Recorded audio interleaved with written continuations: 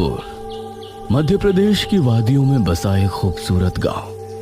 लेकिन इस गांव में छिपे थे कुछ ऐसे भयानक रहस्य जिन्होंने उस सदी में निवास करने वाले साहसी लोगों के दिल में भी एक खौफ पैदा कर रखा था।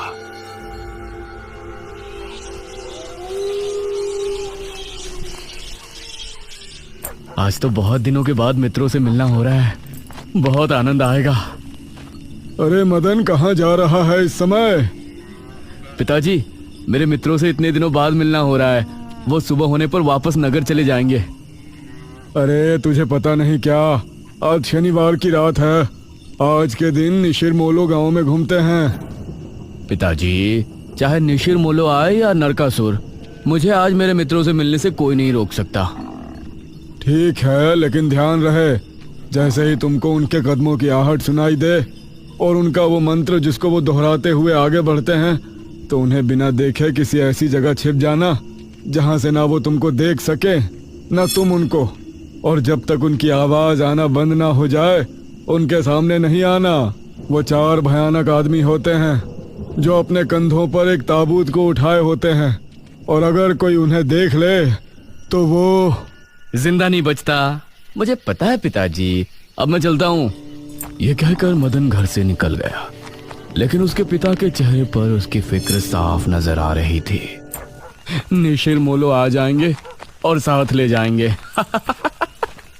ऐसा लगता है कि हमारे गांव के लोग अभी भी दूसरी सदी में जी रहे हैं।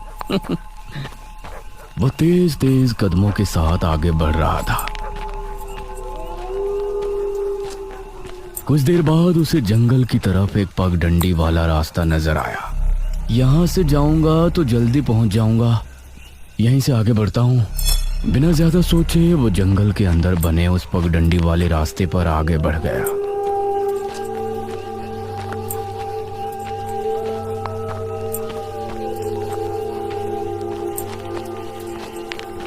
आज तो बहुत मजा आने वाला है, मिलकर खूब मदिरा पान भी करेंगे।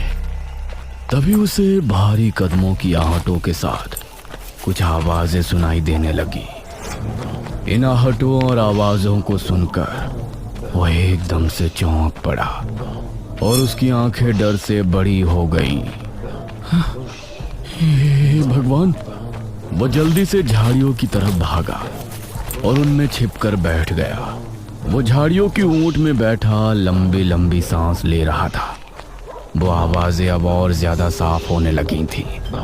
उसे यकीन था कि अब वो लोग उसके करीब ही आ रहे हैं। उसने धीरे धीरे छिपकर अपनी एक आंख से उनको देखा और वो हैरान रह गया।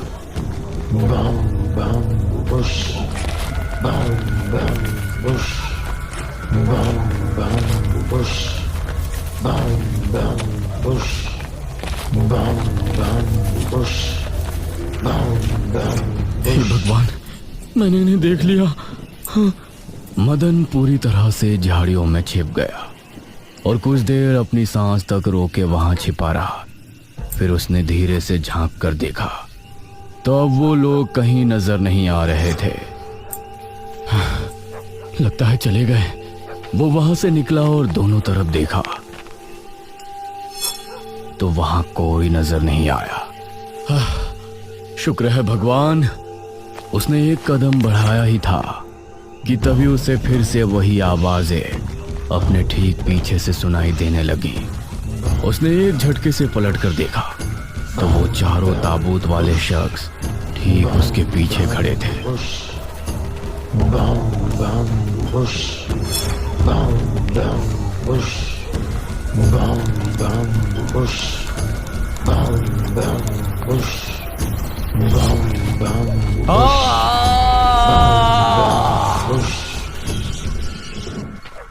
इस तरफ जब देर रात भी मदन वापस नहीं लौटा तो उसके पिता को उसकी चिंता होने लगी।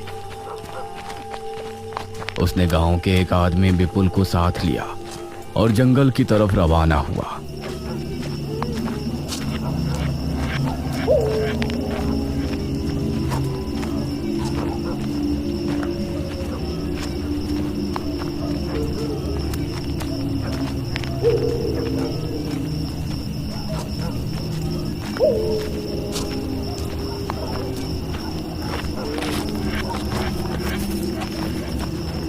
काफी देर बाद एक बरगद के पेड़ के पास जाकर उनके कदम रुक गए और आंखें खौफ से फट पड़ी।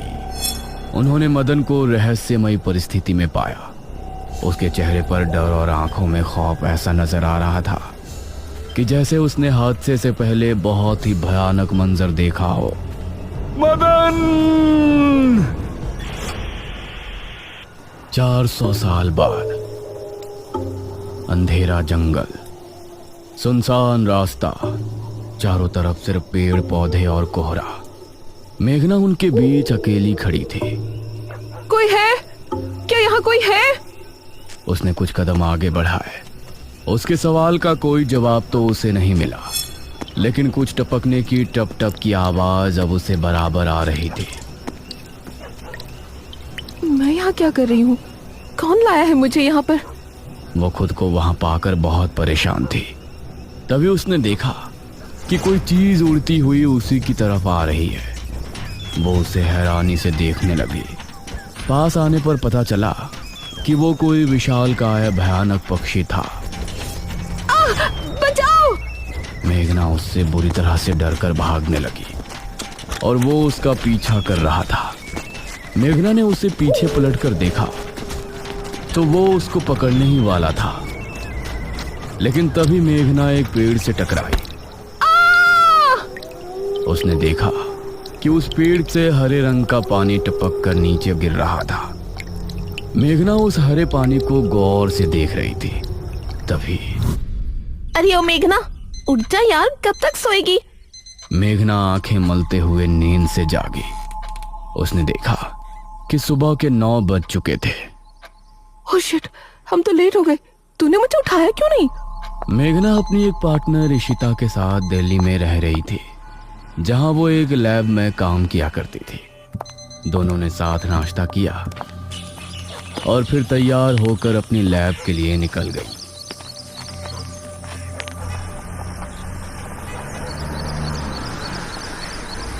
तेरा ऑमलेट खा खा कर मेरा पेट खराब हो चुका है। रोजाना कच्चा ही बना कर दे देती है। शुक्र मना कि कच्चा भी खाने को मिल तो रहा है। तेरे भरोसे रहेंगे तो वो भी नहीं मिलने वाला। सोकर ही 9 बजे उठती है।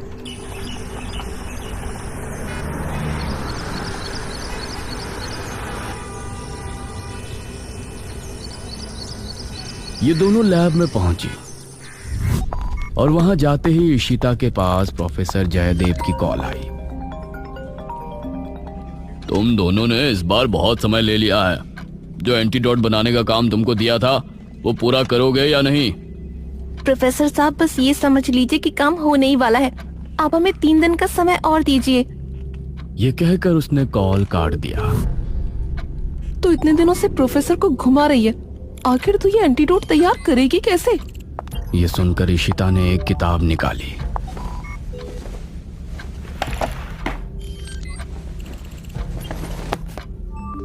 यार देख ये किताब। इसमें बहुत से ऐसे लिक्विड के बारे में लिखा है जिनकी कहानी पुरानी दंत कथाओं और लोक कथाओं से जुड़ी है।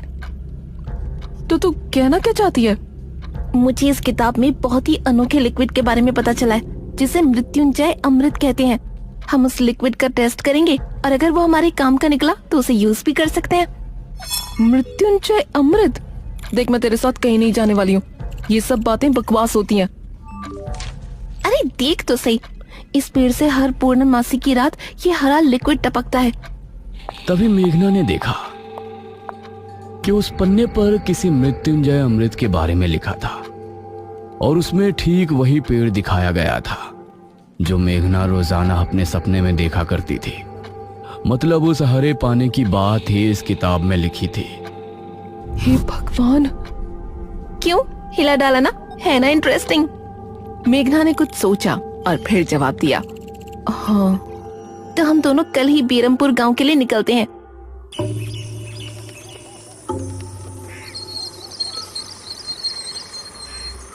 ये दोनों अगली सुबह ही बस से बेरमपुर के लिए निकल गई।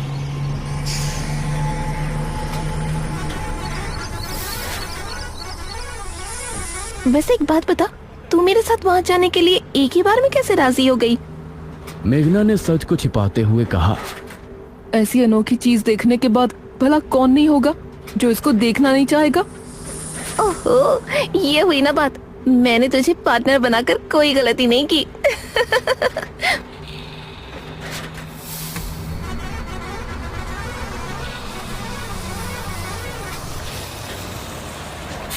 ये दोनों 5 घंटे के सफर के बाद एक जगह उतरी। इनके ठीक सामने एक बड़ा सा गेट था जिस पर नाम लिखा था बेरमपुर। इशिता और मेघना ने जैसे ही गेट के अंदर कदम रखा तो अचानक से मौसम बदला। सूरज मानो बादलों के पीछे छिप गया और एक हवा अपने साथ आंधी ले आई। अरे वाह, गांव का मौसम तो बहुत ठंडा है। इधर गांव के लोग भी अचानक बदलते मौसम को देखकर हैरान रह गए। अरे ये क्या, अभी तक तो काफी गर्मी थी, ये अचानक आंधी कहां से आ गई? मुखिया जी, लगता है बारिश भी जरूर आएगी। इधर मेघना और इशिता दोनों ही गांव की तरफ बढ़ रही थी। यार, ये गांव के लोग ठीक तो होंगे ना? गांव के लोग तो ठीक ही होते हैं, अजीब तो हम शहर वाले होते हैं। ये बात तो तूने बिल्कुल पते की कही। इशिता और मेघना दोनों गांव के चौक पर पहुंची। वहां एक कुआं भी था और वहीं मुखिया भी 2 आदमियों के साथ खड़ा था। अरे बच्चियों, तुम दोनों कौन हो? अब नमस्ते जी, मेरा नाम इशिता है और ये है मेरी दोस्त मेघना। अच्छा बेटा, वैसे हमारे गांव में किस वजह से आना हुआ? वो असल में वो अंकल, हम लोगों को अपनी स्टडी के लिए 5 गांवों के बारे में लिखना है, इसलिए हम लोग यहाँ आए हैं। इसके बाद और 4 गांवों में जाएंगे। ओह अच्छा, फिर तो ठीक है बच्चों, हम तुम्हारी जितनी हो सके उतनी मदद करेंगे। जी अंकल, क्या हमें यहाँ कुछ दिन के लिए रहने के लिए कोई घर मिलेगा किराए पर? अरे बच्चों, तुमको किराए की घर की क्या जरूरत है? तुम दोनों जब तक चाहो मेरे ही घर में रह सकती हो। ठकुराइन वैसे भी लड़कियों से बहुत प्यार करती है। जी शुक्रिया अंकल।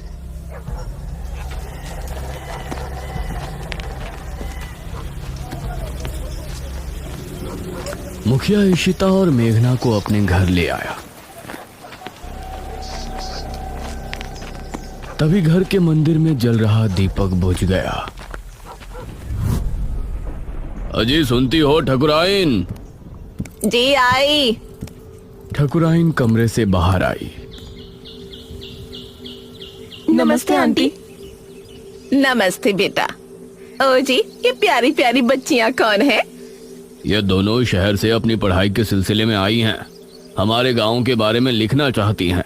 वो क्या होता है रे, वो रिसर्च करने आई हैं। तभी वहां पर एक और लड़का आया। क्या कहा? हमारे गांव पर रिसर्च?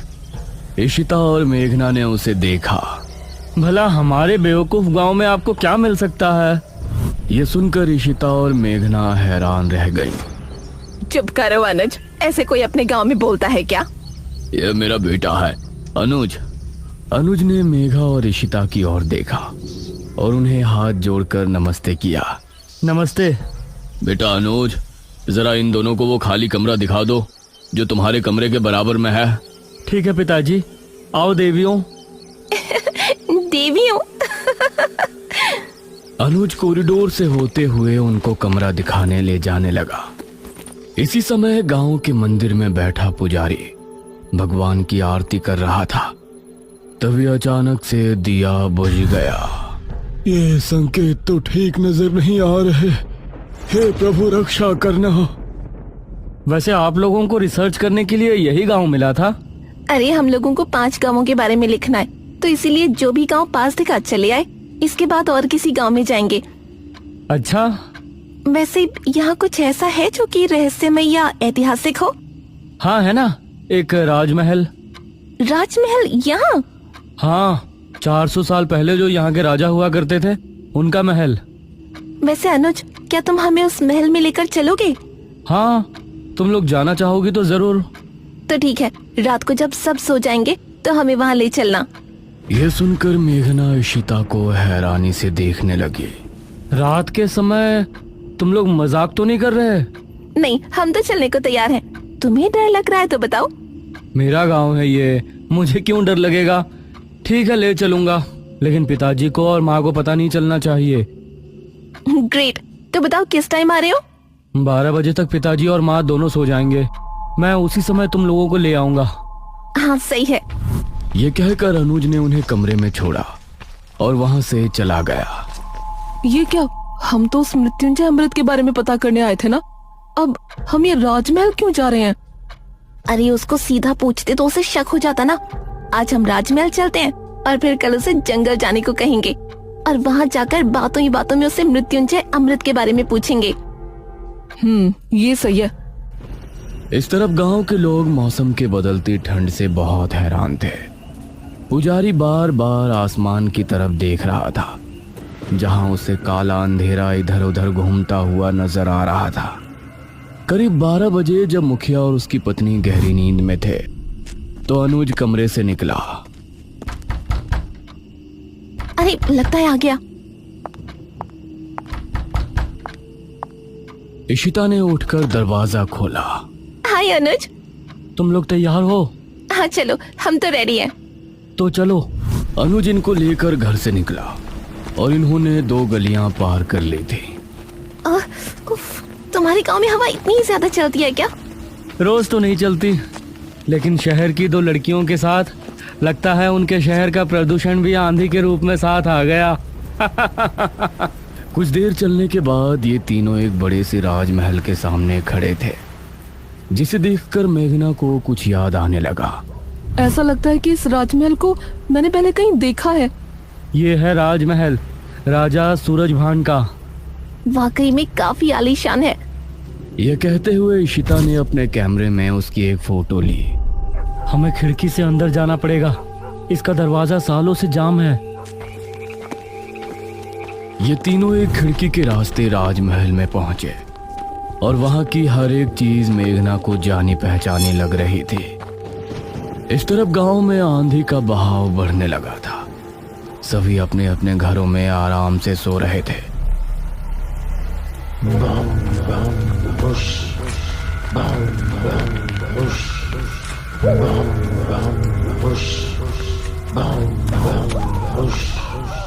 अरे ये आवाज तो निशिरमोलो।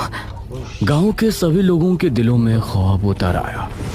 उसी समय मुखिया के कमरे में गांव का पुजारी हड़बड़ाता हुआ पहुंचा। मुखिया जी उठिए। मुखिया चौंकता हुआ नींद से जागा। क्या हुआ पुजारी जी, इतनी रात में आप? गांव में निशीर मोलो की आवाज गूंज रही है, सब बहुत डरे हुए हैं। पुजारी जी, ये कैसे हो सकता है? निशीर मोलो यहाँ कैसे आ सकते हैं? वो तो कई सालों पहले सो गए थे। जरूर कुछ ऐसा हुआ है जिससे वो जाग उठे थे। हमारा मन बहुत विचलित हो रहा है। गांव के सभी लोग अपने अपने घरों में जाग चुके थे और डरे बैठे थे। यह आवाज सभी के दिलों में खौफ पैदा कर रही थी। मेघना, इशिता और अनुज तीनों इस बात से बेखबर राजमहल में घूम रहे थे। ये कैसी आवाज है? हाँ, मैंने भी सुनी। ऐसा लग रहा था कि कोई सिपाही भारी जूतों के साथ गलियारे में चहलकदमी कर रहा है, लेकिन दूर दूर तक कोई नजर नहीं आ रहा था। उसी समय गांव के 2 आदमी संपत और कप्ता जंगल की सरहद पर बैठे हुए जुआ खेल रहे थे। अरे संपत यार, चल घर चलते हैं, अब बहुत समय हो गया। ओहो, अब तू हार रहा है तो घर चलते हैं। अरे चुपचाप पूरी बाजी खेल, इससे पहले तो मैं तुझे जाने नहीं दूंगा। हाँ। यह सुनकर कप्ता फिर से उसके साथ पत्ते बांटने लगा। उन दोनों को यह आवाज सुनाई दी। तेज आंधी की हवाओं में उनकी आंखें बहुत मुश्किल से खुल रही थी। उन दोनों ने देखा कि सामने से 4 आदमी अपने कंधों पर एक ताबूत उठाए मंत्र पढ़ते हुए चले आ रहे हैं। संपत और कप्ता इससे पहले कुछ करते, वो चारों आकर उनके सामने रुक गए। हवा का रुख थोड़ा कम हुआ। वो चारों अपनी लाल चमकती आंखों से संपत और कप्ता को घूर रहे थे। इधर इशिता, मेघना और अनुज को एक दरवाजा खुलने की तेज आवाज सुनाई दी और वो चौंक पड़े। न जाने उस दरवाजे से कौन निकला, जिसको देखकर ये तीनों चौंक पड़े। वहीं संपत और कप्ता के सामने खड़े वो चारों शख्स जो कि निशूर मोलो थे। उनके कंधों पर रखा ताबूत खुल गया और उसके खुलते ही संपत और कप्ता की चीख पूरे गांव के लोगों ने सुनी, जिसे सुनकर सभी गांव के लोग डर गए। ये किसकी चीख थी जी? निशिर मोलो, ये चीख किसी अनहोनी की संकेत थी। निशिर मोलो आखिर कौन है? क्या है मृत्युंजय अमृत? और क्या संबंध है मेघना का इन सब से? इन सभी सवालों के जवाब जानने के लिए हमारे साथ जुड़े रहिए इस कहानी के अगले भाग में भी।